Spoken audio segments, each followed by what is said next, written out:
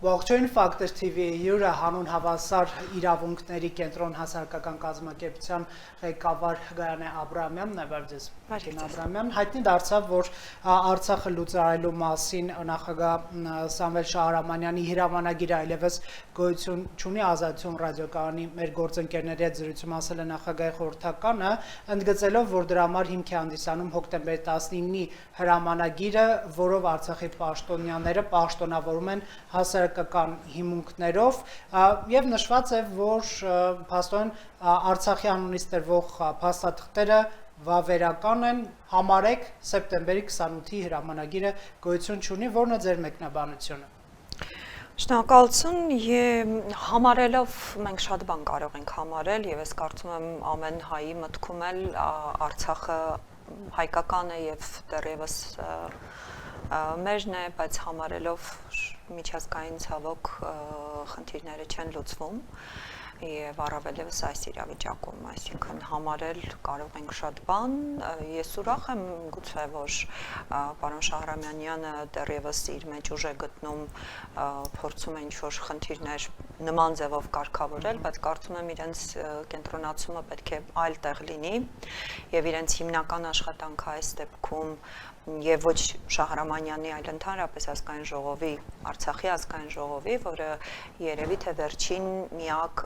ընտրված մարմինն էր, որովհետեւ Շահրամանյանը այս դեպքում նաեւ ժողովրդի կողմից ընտրված չի, իսկ ազգային ժողովը ընտրված մարմին էր եւ եթե ինչ որ գործողություն են փորձում անել, թող զբաղվեն արցախցիների խնդիրներով այստեղ տեղափոխված եւ այդ առումով իրենք իսկապես ունեն եւ պարտավորություն, եւ իրավասություն, եւ ահռելի նաեւ ռեսուրս կարող են ունենալ եւ գեներացնել այն ռեսուրսները, որ ահռելի Երևանում են կուտակել կամ Հայաստանում են կուտակել իրենց բիզնեսները, իրենց հյուրանոցները եւ այլն, թող այդ ռեսուրսների վաճառքով կամ այդ ռեսուրսների նվիրատվությամբ զբաղվեն եւ փորձեն իրենց ժողովրդին աջակցել եւ ոչ թե ասել, որ համարենք, որ փաստաթուղթը իրավական չէ, համարելով նման Ես կարծում եմ ինչ-որ հարց է, թե քաղաքական ենթատեքստ նախ սեփական պատասխանատվությունից որոշակիորեն պատասխանատվությունը իր վրայից գցելու հարց է լուծվում, բայց չեմ կարծում ինչ որ խնդիր են լուծում, հա, այսինքն այստեղ իսկապես մանկապարտեզային մոտեցումներ են եւ համարելով չէ, ես ասում եմ համարում ենք եւ բոլորս էլ մեր մտքում ունենք այդ հստակ մոտեցումը, որ Արցախը դարեր շարունակ եղել է եւ հազարամյակներ ըստ էության շարունակ եղել է հայկական եւ շարունակելու է գոնե մեն մտքում դեռևս լինել եւ այս իրավիճակում այո ինչ որ իրավական քայլեր անելու ենք հետագայում վերադարձի եւ այլն, բայց փաստաթուղթը համարել ոչ իրավական զուտ իրավական առումով գուցե իսկապես իրավական չէ եւ այնտեղ դեռևս սեպտեմբերի 21-ին եմ ես դա իրականում ասել, երբ այդ փաստաթուղթը կարծեմ 21-ն էր, որ ստորագրվեց, դեռևս այն ժամանակ է ասում, որ միջազգային իրավունքի տեսանկյունից սա իսկապես իրավական չէ, որովհետև պատերազմի սպառնալիքով, հա, այսինքն սա ուղղակի ատրճանակը գլխին դրված ստորագրություն է, փաստաթուղթ է, այսինքն միջազգային իրավունքի տեսանկյունից այո, սա իրավական փաստաթուղթ չէ, բայց ուղղակի այդպես ասել համարենք չկա այդ փաստաթուղթը եւ հիմա մենք ինչ տալիս ենք ձեզ դա իրավական է, կներեք։ Հիշենք օրեր առաջ էլ Արցախի ազգային ժողովը այսպիսի հայտարարություն էր արել, որ Լեռնային Ղարաբաղի հարցը վերջնական փակելու ուղղությամբ ինտենսիվ քայլեր են իրականացվում, շահագրգիռ կողմերը ագրեսիվ վարքագիծ են դրսևորում, նրանք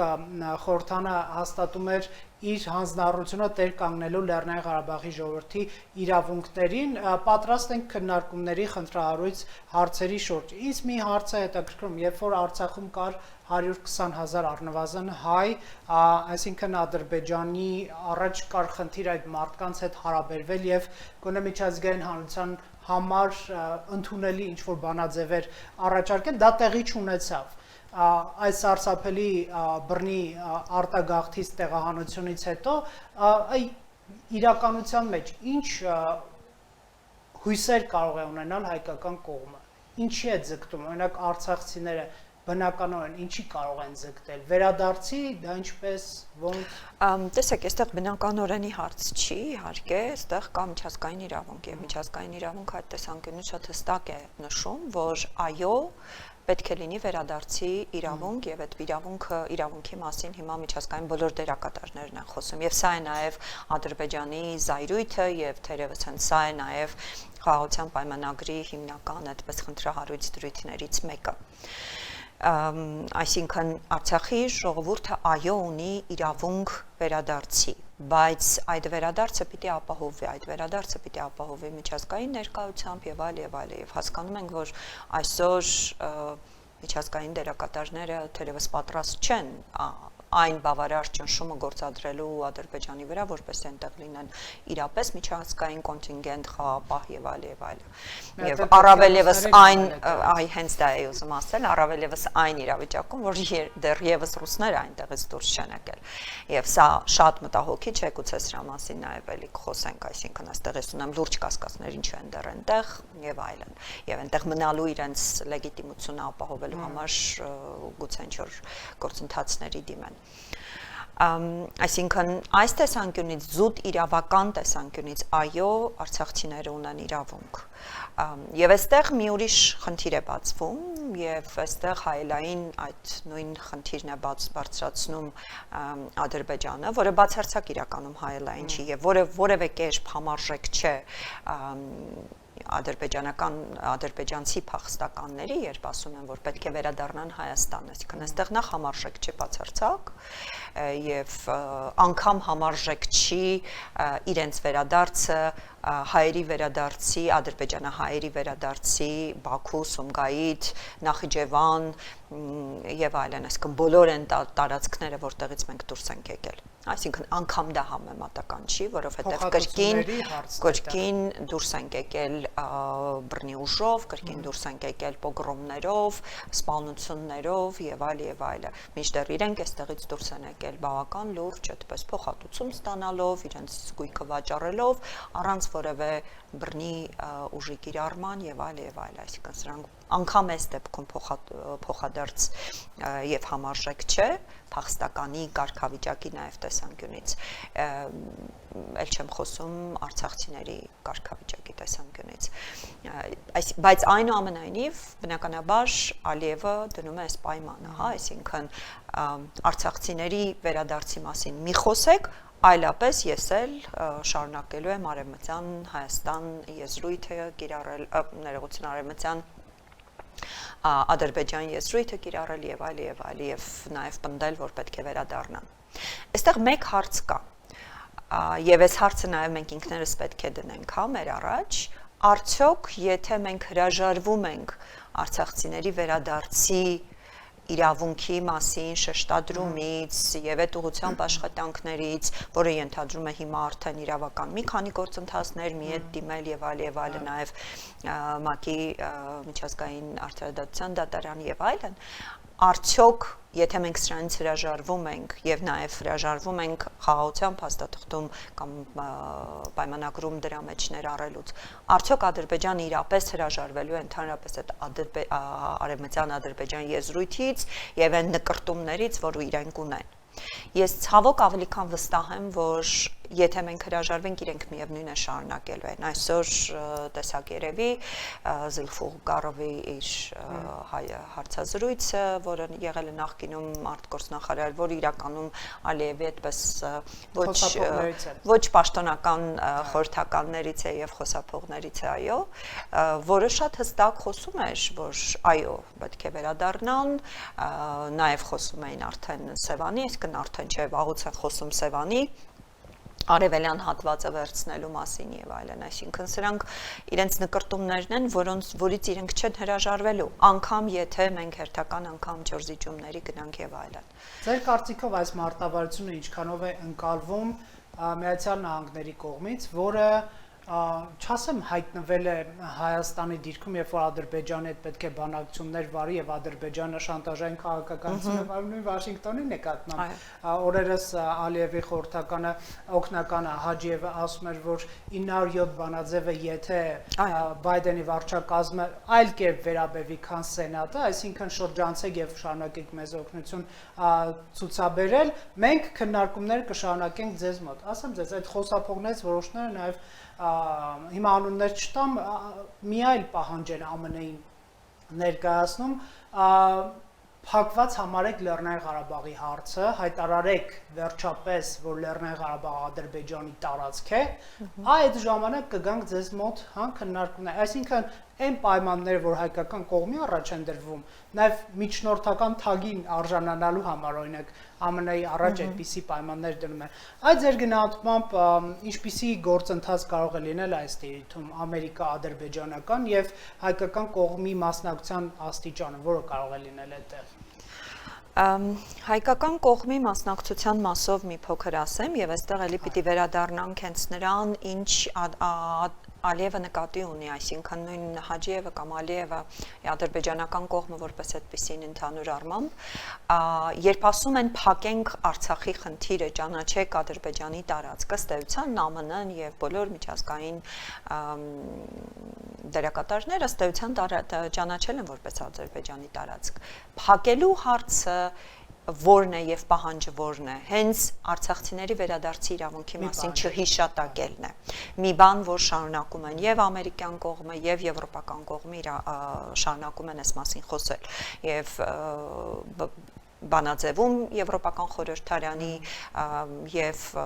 այսինքն մի քանի փաստաթղթերում մի քանի անգամ այսինքն անընդհատ այս մասին շարունակում են խոսել, որովհետեւ շատ լավ հասկանում են, որ սա ամեն դեպքում սա միջազգային իրավունքի բավական լուրջ նորմ է եւ չեն կարող սա շրջանցել, վաղ թե ուշ սա պետք է կիրառվի։ Այսինքն հիմնականում սա է, ինչը հայկական կողմը կարող է անել այս իրավիճակում, գոնե այս մասով չզիջել դիրքերը, որովհետև ես այստեղ մի փոքր ունեմ մտավախություն այնուամենայնիվ, այն հայտարարությունը, երկկողմ հայտարարությունը, որ արվեց մոտավոր շատ այդպես տողատակերում մի փոքր կար, որ մենք գնալու ենք մոտավոր այդպիսի մի բան էր, հա, այսինքն շատ ուղիղ չէր ասվում, բայց զգուշավոր բառամթերքի եւ տողերի ներսում ակնհայտ էր, որ որոշակի այդպիսի ուղերձ կար, որը մեր աջակցեք երկկողմ ջանքերին եւ այլն, որը նշանակում էր, որ մոտավոր հետևեք այն ջանքերը, այն բառամթերքը, որը մենք ենք օգտագործում, իսկ Հայաստանը հնարավորինս խուսափում է վերադարձի մասին խոսելուց։ Եվ երկրորդը մեկ այլ հայտարարություն, որ Փաշինյանը արեց, վարչապետը արեց իր հարցազրույցում, եթե չեմ սխալվում, թե դրանից առաջ տեսեք, մեր քաղաքականությունը հետևյալն է, որ Լեռնային Ղարաբաղի հայության իրավունքները պետք է պաշտպանվեն, չի ասում ինչ իրավունքներ, ոնց պետք է պաշտպանվեն, ոնց եւ այլն, հա, եթե Լեռնային Ղարաբաղի ժողովուրդը իրատեսորեն Լեռնային Ղարաբաղ վերադառնալու իրավունք կամ հնարավորություն չունենա կամ ցանկություն, մեր քաղաքականությունն է, որ նրանք մնան Հայաստանում եւ իդեպ Նիկոլ Փաշինյանը հիշեցրեց Ալիևի այդ հակաթեզը, որ եթե ղարաբաղցիները վերադառնում են նաեւ 300,000 կեղծելով թիվը ադրբեջանցիները։ Այ ինչ կարող եք ասել, այսինքն Հայաստանի իշխանությունը ինչ որ իմաստով արևմուտքից տարբերվող տեսակետ ունի այս հարցում։ Հայաստանի իշխանությունները փորձում են հնարավորինս չգնալ սրման եւ այդ խոսույթը կարծում եմ բավական վտանգավոր է, որովհետեւ եթե մենք մտցնում ենք խոսույթ, որ այո, կարող ենք դիտարկել տարբերակ չվերադառնալու, իսկ այս վերադարձի հարցը հասկանալի է առաջիկա 5 տարին չի, 10 տարին չի, բայց դրանք շատ երկար պատմական կտրվածքով մենք պիտի միշտ ունենանք որպես մեր այդպես նպատակ եւ կամ խնդիր մեր գործիքակազմում եւ ընդհանրապես միջազգային տարբեր հարաբերություններում սա այս խնդիրը մենք անընդհատ պետք է պահենք։ Կնայեք ձեր գնահատմամբ սա դերաբաշխում է, որ ԱՄՆ ԵՄԿ-ն, որ դուք վտանգ չեք զգում Ադրբեջանից, դուք խոսեք դրա մասին։ Մենք չխոսենք, թե ամեն դեպքում սա իրական հակասություն է Հայաստանի իշխանությունների եւ Արևմուտքի միջեւ։ Չեմ կարծում, թե հակասություն է, բայց այնուամենայնիվ կա ավելի զգուշավոր են Հայաստանի իշխանությունները, գուցե շատ ճիշտ մոտեցում են, դա չեմ կարող ասել ես, քանի որ չեմ տիրապետում այն իրական վտանգներին, չնայած կարող ենք ենթադրել, որ ըստ էության պատերազմի վտանգը միշտ կա եւ դրա մասին անընդհատ են խոսում ադրբեջանական կողմից եւ այլն, այսինքն այսօրվա այդ հայտարարությունը Զիլֆուլգարովի կողմից ըստ էության հենց դրա մասին է, այսինքն իրենց առաջիկա եթե ոչ հիմա գոնե գարնանը նպատակների մասին բաց են խոսում բայց այսինքն մեր կողմից գոնե այդ պլանը չպետք է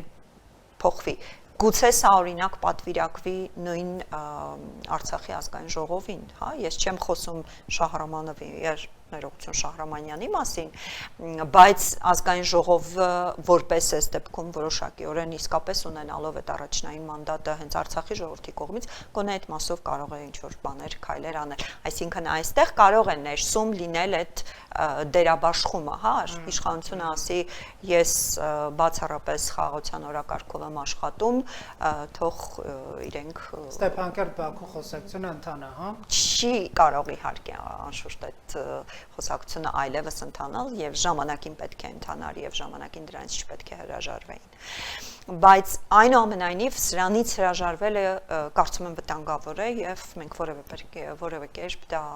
օրակարգում պետք է պահենք ես ասում եմ կարող է դա լինել ոչ իշխանությունների կողմից որպեսզի հնարավորինս չսրվի իրավիճակը բայց նաև պետք է օրակարգում մնալ։ Ես անգամ ընդհանուր առմամբ կարծում եմ այս օրերին հարկավոր է ունենալ շատ ավելի լուրջ մարտավարություն, ռազմավարություն փախստականների հարցերով, հա, այսինքն գուցե օրինակ ճիշտ կլինի վարչապետ ունենա հատուկ հանձնակատար փախստականների խնդիրներով, ընդ որում ոչ միայն այսօրվա փախստականների, այս Արցախի մեր հայրենակիցների խնդիրներով, այլ նախկին ադրբեջանահայ փախստականների Սումգայիթ, Բաքու ջարդերից հետո դրանից առաջ Նախիջևան, Գանձակ եւ այլն, այսինքն բոլոր Շահումյան, Արցվաշեն, բոլոր հնարավոր, այսինքն ներքին տեղահանվածներ եւ բոլոր հնարավոր տարբերակներում մեր խնդիրները վառ անընդհատ պետք է պահել։ Հիշում եք վերջերս մի քանի ամիս առաջ տեղի ունեցավ փախստականների հարցերով համաժողով եւ այլն։ Սրանք բաներ են, որ իրենք շարունակաբար միևնույն է անում են, որին համարժեք քայլեր մենք բավական քիչ ենք անում, մինչդեռ չափազանց անընդհատ այս հարցը պետք է վառ պահել։ Ես բարբերաբար հիշեցնում եմ 90-ականների 98-ից ի վեր, հա, այսինքն հիմնականում Քոչարյանի սա մարտավարություններ եւ բանակցային process-ի կարծում եմ ամենամեծ սխալներից մեկը եւ մադրիդյան սկզբունքների մեջ ամենամեծ խնդիրներից մեկը, երբ հայաստանյան, այսինքն հայ փախստականների հարց ուղակի փակվեց եւ եթե հիշում եք 2099-ից 2000-2001 թվականները մինչև գրեթե ընտրությունները 2003-ի ինտենսիվորեն սկսվեց տանել ադրբեջանահայ փախստականների նատուրալիզացիայի ծրագիրը, որը կարծում եմ ամենամեծ սխալներից մեկն էր։ Այսինքն Ադրբեջանը իր այդ իրենց թվերով ահռելի ուռճացված 1 միլիոն փախստականներին 30 տարի գրեթե այդպես Բաքվի կենտրոնում ճամբարներում էր դեռևս պահում կամ ընդհանրապես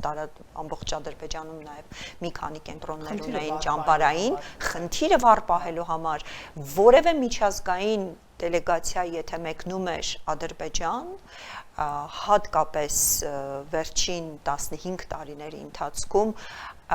արարողակարգային պարտադիր պայմաններ, որ պետք է այցելեն փախստականների։ Մեր վարչապետը հպարտանում է, որ միջազգային հանրությունը գոհ է, որ Հայաստան շուտ տեղավորեց մարդկանց։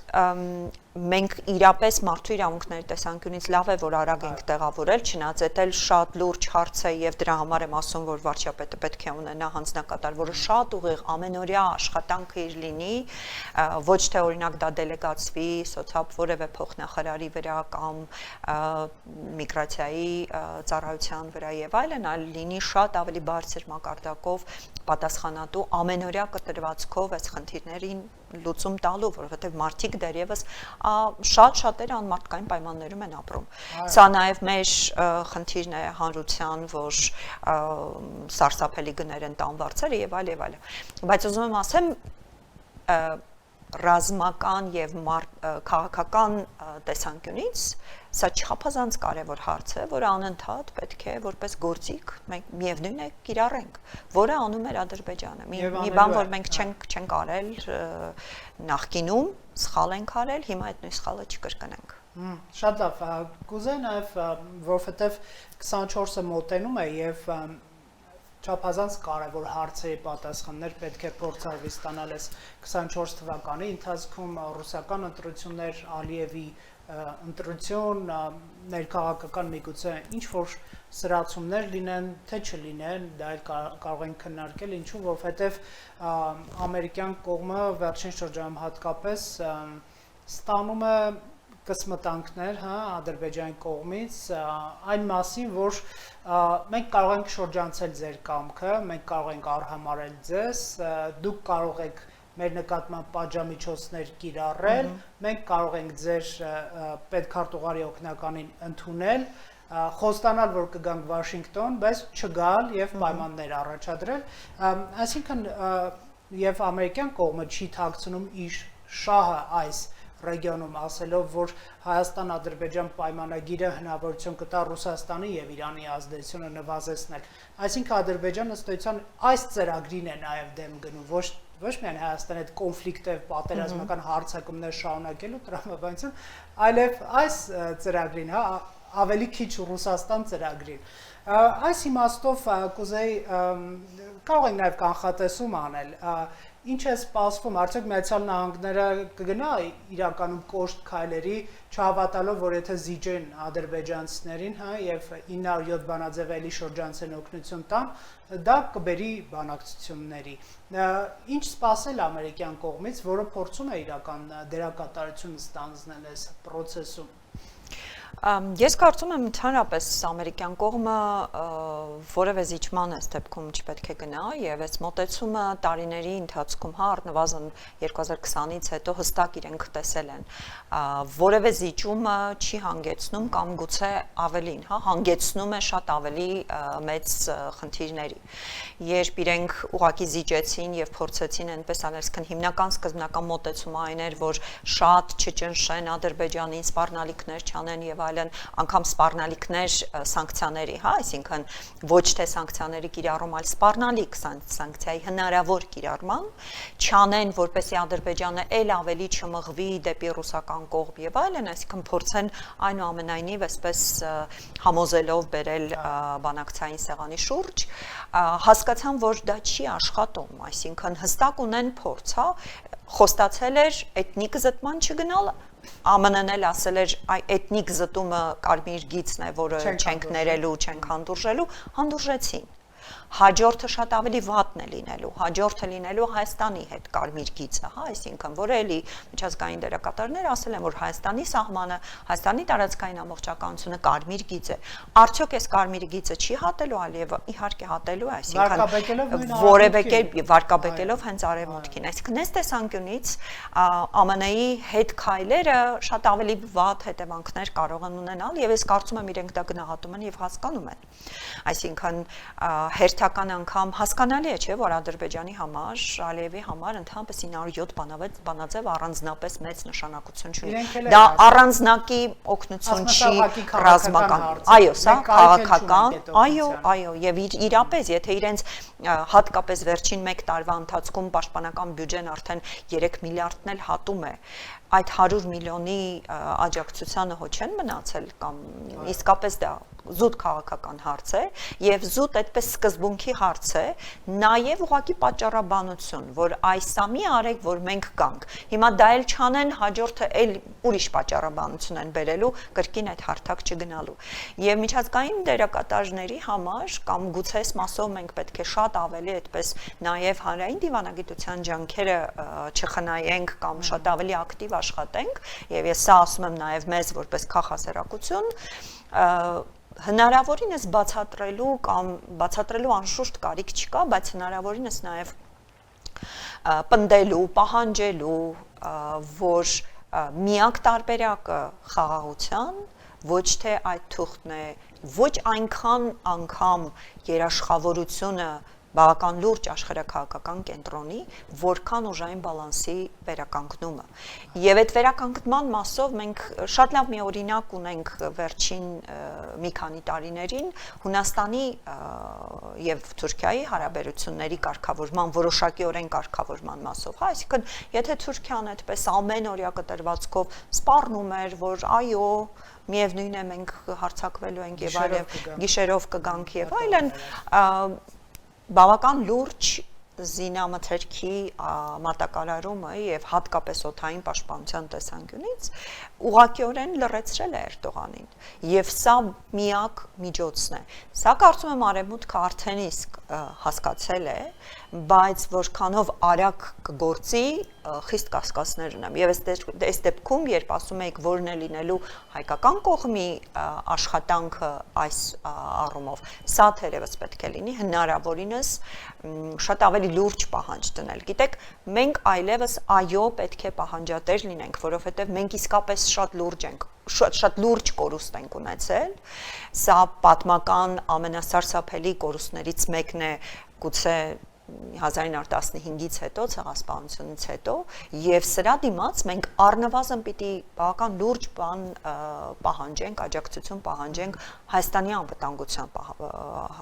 անվտանգությունը պաշտպանելու համար եթե մենք սա չենք անում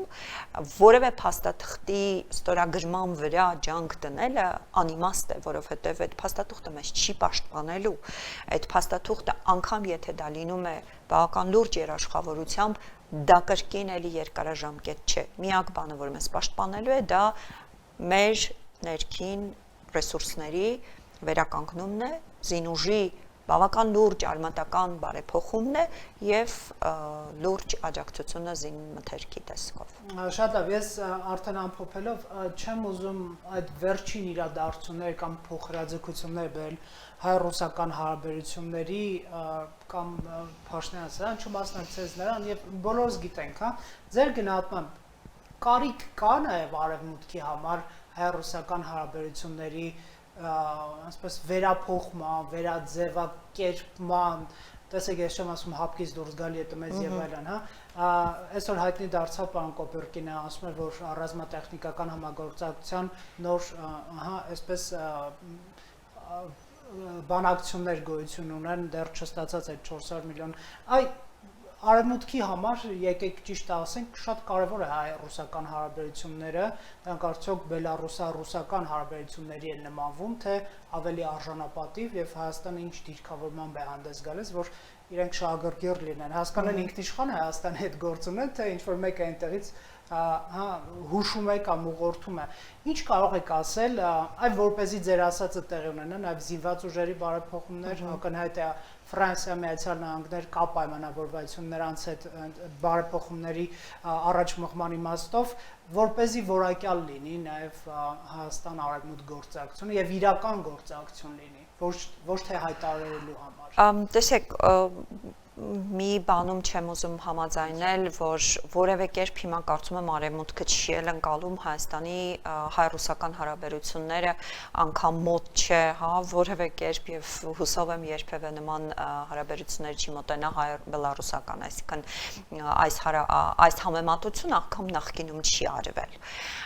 Եվ նախկինում էլ շատ լավ հասկանում էին, որ մեր հարաբերությունները այս դիրքում են զուտ Արցախյան պատերազմի կամ ընդհանրապես Ղարաբաղյան հակամարտության կոնֆլիկտի շրջանակներում եւ արժեքային տեսանկյունից մենք այնուամենայնիվ միշտ ավել ենք եղել եւ շատ ավելի բարձր, քան բնականաբար Ադրբեջանը եւ Բելարուսը որպես այդպեսին։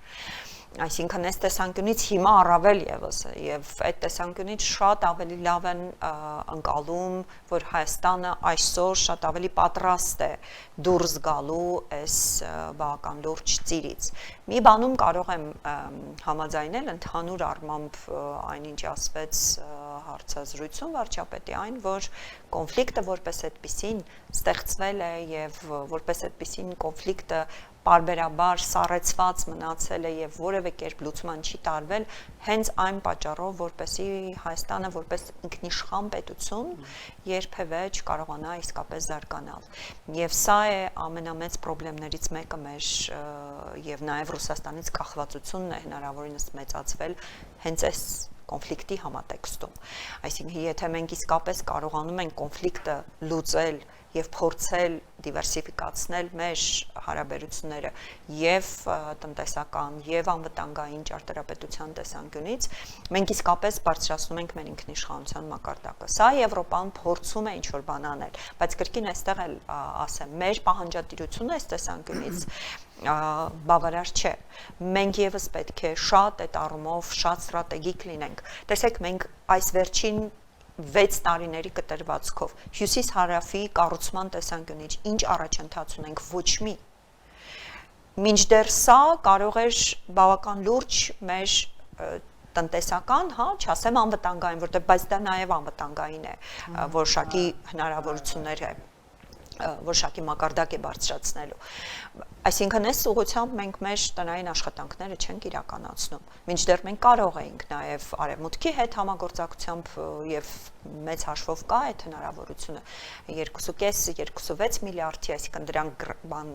անվճար իհարկե գումարներ չեն, բայց այդ գումարներով մենք կարող ենք այնտեղ արդեն ինչ-որ բաներ սկսել։ Այսինքն այս տեսանկյունից մենք եւս մեր տնային աշխատանքը չենք իրականացնում եւ այս տեսանկյունից նույն կոռուպցիոն տարբեր սխեմաները մեզ բավական լուրջ խանգարում են։ Եվ ինչու ենք ասում, որ զուգահեռաբար նաև բարեփոխումները ներսում պետք է իրականացվեն, որովհետև դա եւս մեր անվտանգային մեխանիզմները բարձրացնելու մեթոդներ են։ Այնինչ հիմա հայ-ռուսական հարաբերություններում կատարվում է, դա, չգիտեմ,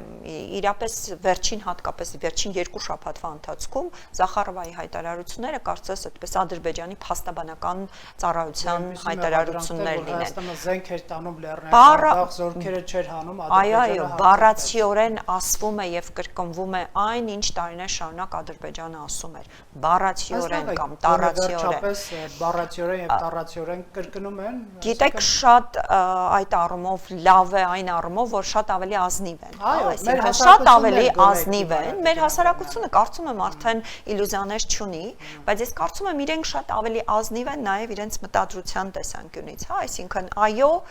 մենք ձեր դաշնակիցը չենք, այո ակնկալիքներ մի ունեցեք, այո մենք